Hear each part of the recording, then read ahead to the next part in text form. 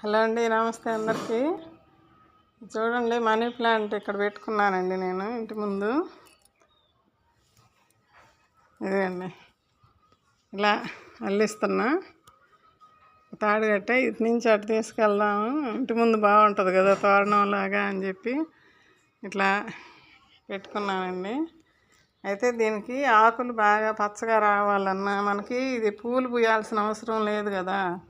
మనకి కావాల్సింది ఆకులు పచ్చగా ఉండాలి అంటే నైట్రోజన్ ఎక్కువ అవసరం.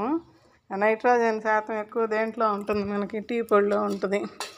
టీ పొడి కొంచెం పెరుగు అయిపోయిన గిన్నెది అది ఇది మిక్స్ చేసి తీసుకొచ్చా. ఇట్లాంటివి ఇచ్చుకుంటే ఈ మొక్క ఎదుగుదల పచ్చదనం బాగుంటుందండి. ఇప్పుడు చూడండి, ఈ మధ్యనే నేను పెట్టింది